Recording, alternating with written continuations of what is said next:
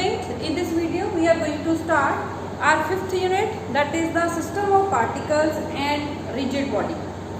What is the system of particles?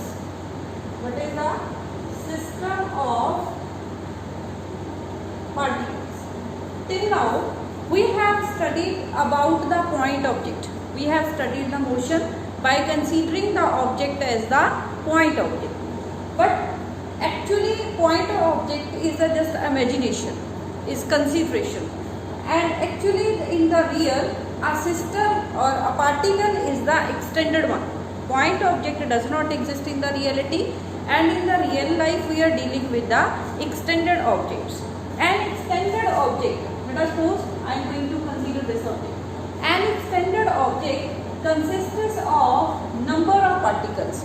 A extended object is made up of large number of particles and a number of particles, and this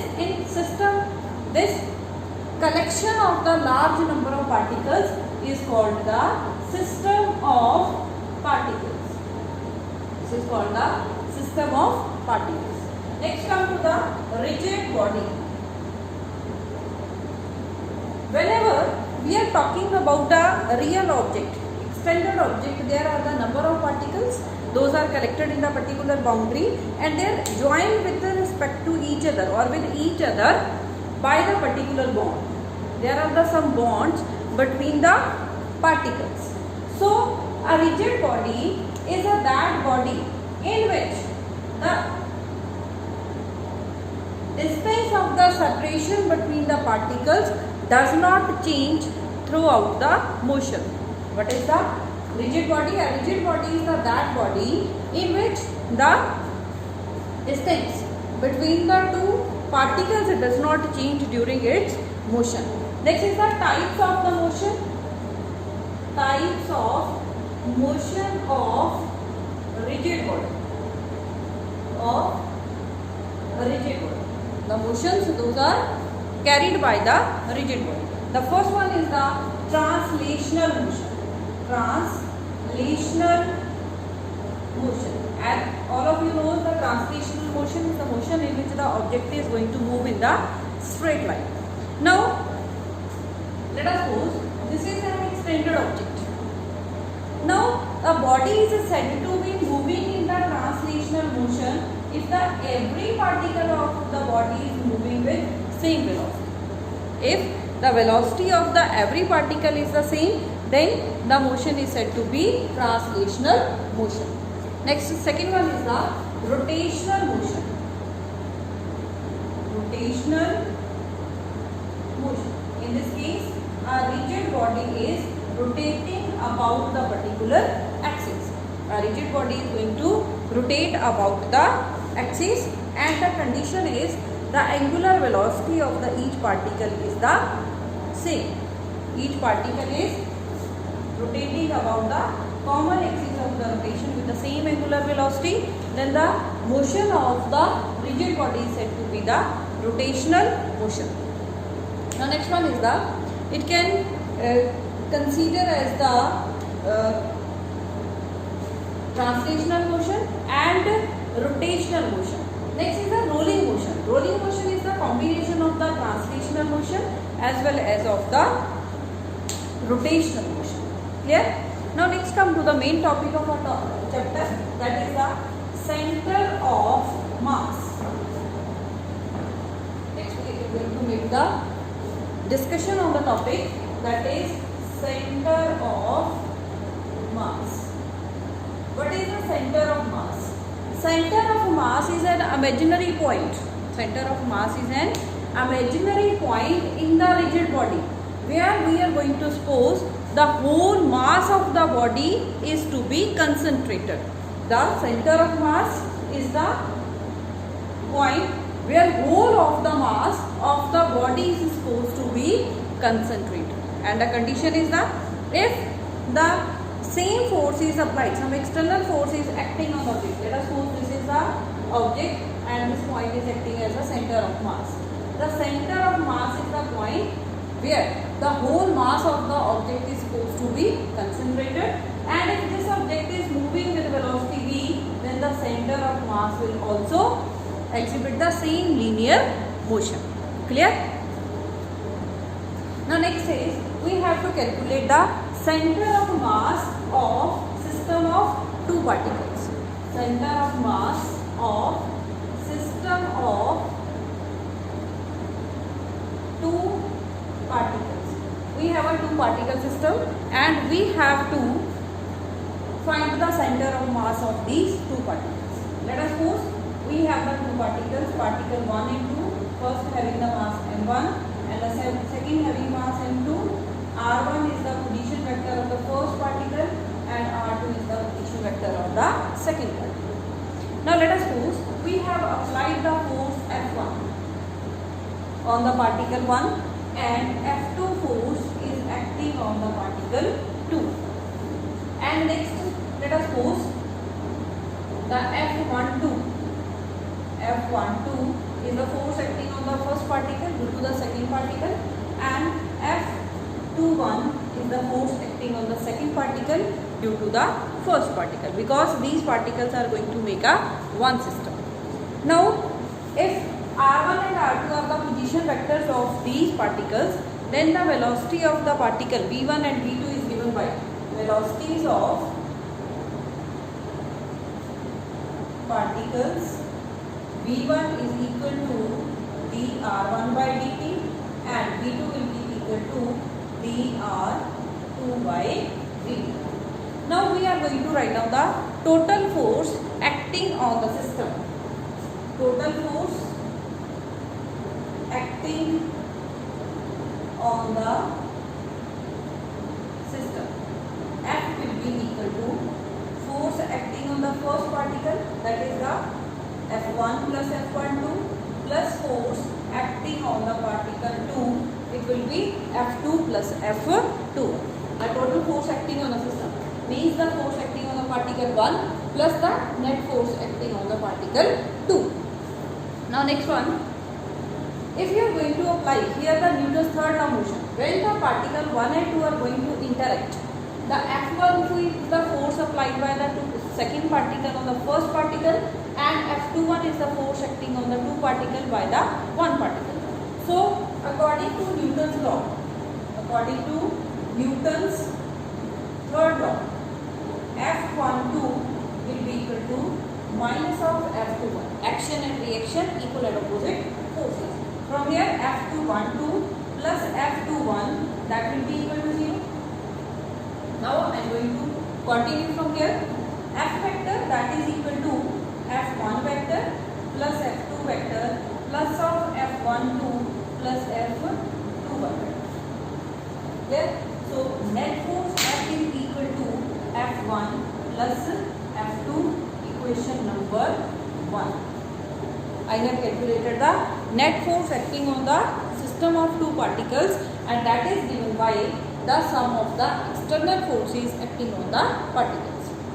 Now I am going to write the force in terms of the momentum or by applying the Newton's second law of motion. According to Newton's second law of motion, F1 plus F12, that will be equal to d by dt of m1 v1. You can write like this. The net force acting on the first particle is equal to rate of change of momentum of the first particle, or d by dt of m1 dr1 by dt, because here we have mentioned the velocity of the particle 1 is given by dr1 by dt. From here you will get m1 d2r1 upon dt square. Similarly you can write the f2 plus f21, that will be equal to m2 d2r2 upon dt square. So put these values, f1 plus f2, if we are going to add, this is the equation number 2, sorry, here is equation 2, this is the equation number 3.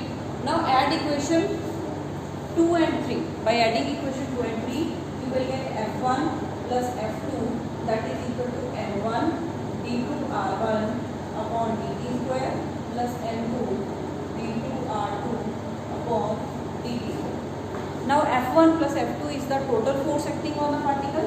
So capital F is m1 d2r1 upon dt square plus m2 d2r2 upon dt. We have done from like this. We have calculated the net force acting on the system. Now on the right hand side, multiply by m1 plus m2. F m1 plus m2, multiply and divide. You will get m1 d2r1 upon dt square plus m2 d2r2 upon dt. We have do like this. m1 plus m2, m1 d2r1 by dt square plus m2 d2r by dt square divided by m1 plus m2. Now f factor is equal to m1 plus m2. It can be written as d2 by dt square m1 r1 plus m2 r2 divided by m1 plus m2. We have reached here. Now m1 plus m2 is the mass of the particle 1 plus mass of the particle 2. So it is the net mass of the system or total mass, and I am replacing it with the capital M. Capital M is representing the total mass of the system. So it will be m d2 by dt square m1 r1 plus m2 r2 divided by m1 plus m2. They will be question number 4. Now next one is I am going to write the equation of the force for the system of center of mass. Center of mass of these two particle systems. Now for the center of mass, let us suppose capital R is the position vector. Is the position vector. So capital F will be equal to m d2r upon dt square, or write it as the R center of mass. It can be written like this as we have calculated here. The equation of the force is given by the mass into the double time differentiation of the position vector with respect to time t. So name it equation number 5. Now compare equation 4 and 5. By comparing equation number 4 and 5, you will get m d2 by dt square m1 r1 plus m2 r2 divided by m1 plus m2, that is equal to capital M d2r center of mass by dt square. So from here r center of mass will be equal to m1 r1 plus m2 r2 divided by m1 plus m2. So this is the position vector for the center of mass for the system of two particles. Next we are going to find the center of mass, position vector of the center of mass for the system of n particles. Next is the center of mass for the system of n particles. The steps will remain same, and I am going to write up the just a generalized result.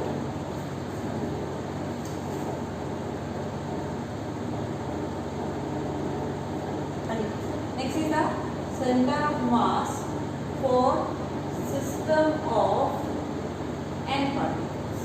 If you have the n particles, in that case there will be the n position vectors r1, r2 up to rn, and the mass of the each particle will be m1, m2 up to mn. So from here r center of mass can be written as m1 r1 plus m2 r2 up to mn rn divided by. Here if we have the two particles, so we have written the sum of their masses. If you have the n particles, it can be written like this. So this is the expression for the center of mass for the system of n particles. Next topic is the center of mass of rigid body. Next topic is the center of mass of rigid body. center of mass of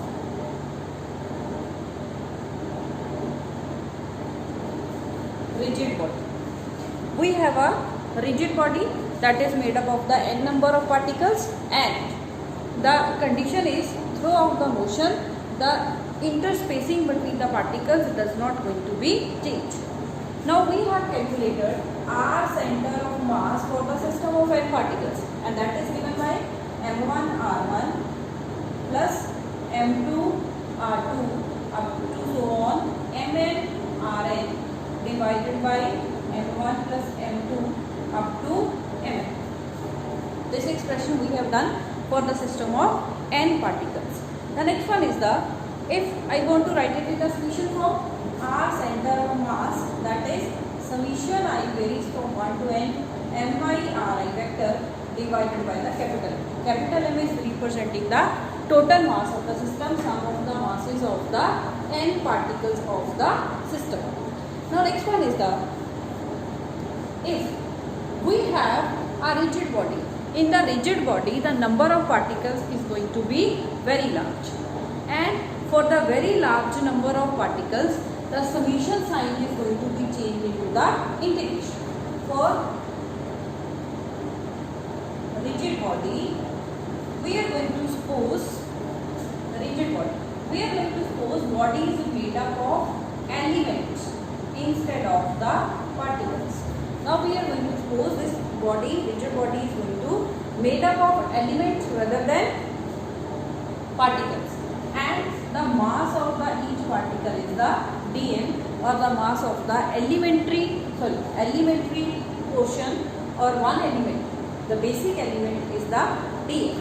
So for the rigid body this summation sign is going to get converted into the form of the integration sign. So in this way you can write summation I varies from 1 to n mi ri vector upon m, that will be equal to integration. Firstly I am going to write only the integration, that will be dm r vector. dm r vector. The expression will be written like this, or our center of mass will be 1 by m integration dm r vector. So this is the expression for the center of mass for the rigid body. Now next one is the, I want to write the coordinates of the position vector of the center of mass for the rigid body. These can be written as, r center of mass can be written as x center of mass I cap, y center of mass j cap, and z center of mass k cap, that is equal to 1 by n times integration dm xi plus yj plus z k cap. Now compare I with I, j with j, and k with k. You will get x center of mass 1 by m integration dm into x, and y center of mass, that will be 1 by m integration dm y, and z center of mass 1 by m integration dm z. So these are the coordinates of the center of mass for the rigid body. Next topic we are going to discuss, that is the motion of center of mass.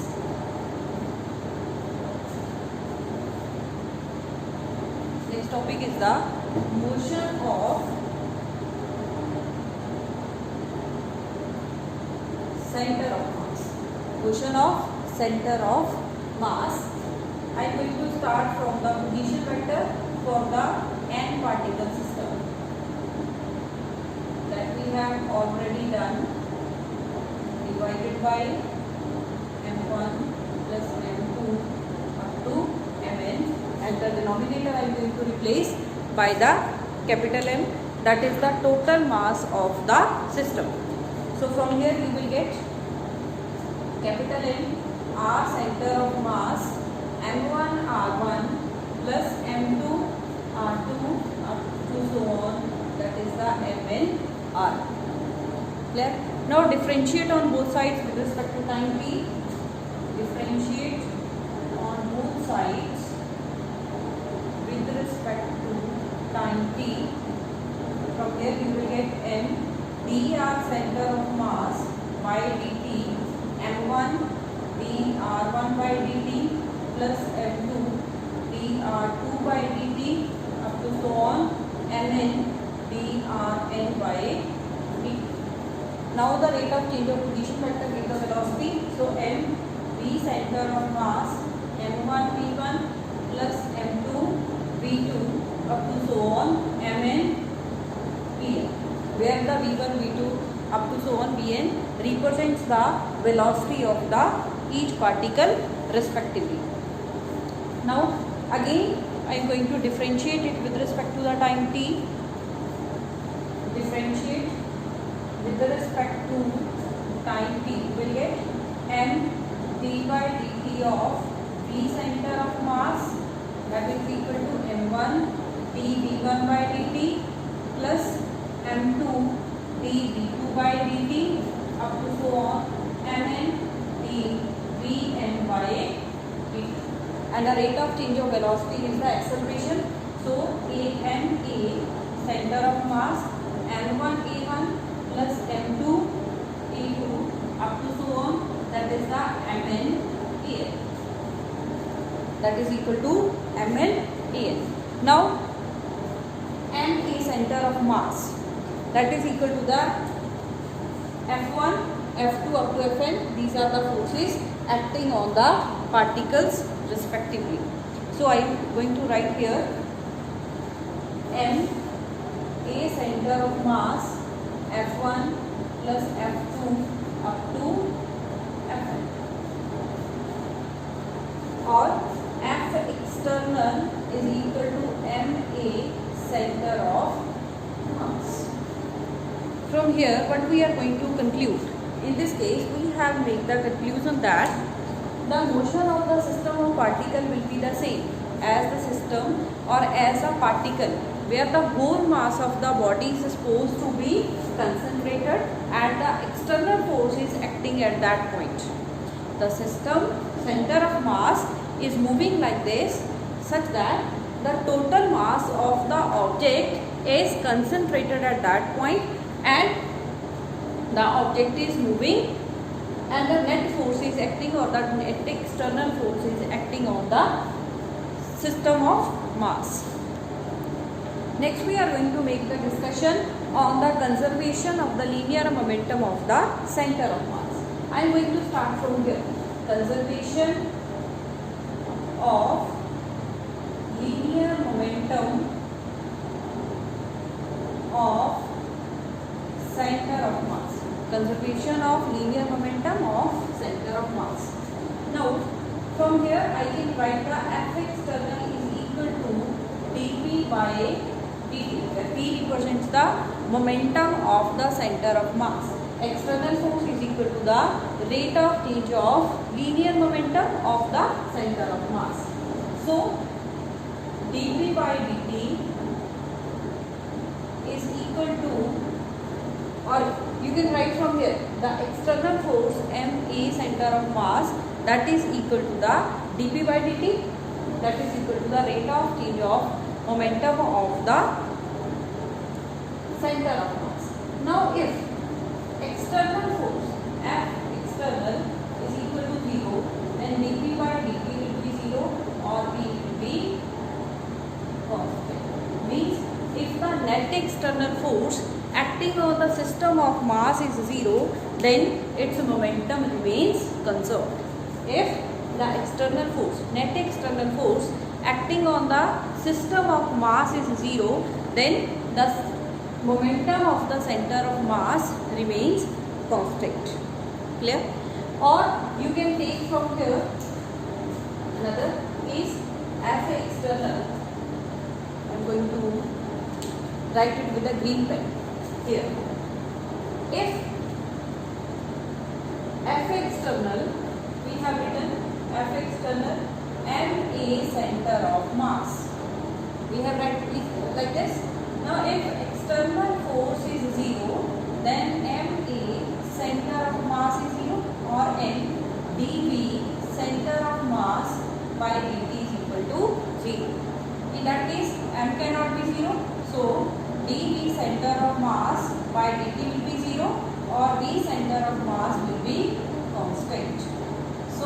if the external force acting on the system is 0, the center of mass will move with the constant velocity, or the velocity of the center of mass will remain constant if the net external force acting on the system is 0. Or say, first definition that we have done here, if the external force acting on the system is 0, then the momentum of the center of mass remains conserved. So this is all about the center of mass, conservation of the momentum of the center of mass. Next is we are going to discuss some examples based on the conservation of momentum, or you can say that the motion of center of mass. Center of mass. Examples of center of mass. Now, firstly, I am going to consider the example of the explosion, or you can say that you have projectile, cracker, firecracker, or simply cracker. On Diwali Eve, you are going to break the crackers, and we are going to use the air cracker here. Example, the air cracker moves like this because it is a projectile. At a particular point, it is going to explode. At the point of the explosion, the number of fragments are going to be in the different direction. But the center of mass of the particle will continue its original path, will continue to move along the same path. This black line represents the motion of the center of mass, because the net external force acting on this is 0. Next one, in nuclear disintegration, whenever a bigger nucleus is going to break up into the smaller one, in that case, what we have? If initially nucleus is at rest, or you can say that this is the parent nucleus, it is moving in this direction. At this point, it is going to get fragment. It is going to get into the, divide into the two nuclei. One is going along this direction, let us suppose second is going along this direction. Let us suppose this is the nucleus X, Y and Z. These are the daughter nucleus and this is the parent nucleus. But the center of mass will continue along the same direction. The center of mass will continue its path along the initial direction of motion. So these are the examples of the motion of the center of mass. One example you can consider also here that you can consider this example. We have a sun, and around the sun in the elliptical orbit there is the earth. Earth is revolving around the sun and moon is revolving around the earth. Now this is the system of two particles. Moon and earth are acting as the system of two particles, and their center of mass is revolving around the sun. The revolving is the center of mass of the moon and the sun. Clear? So this is all about the center of mass. In the next we will start about in the next video we will start about the angular velocity of the rigid body. Thank you.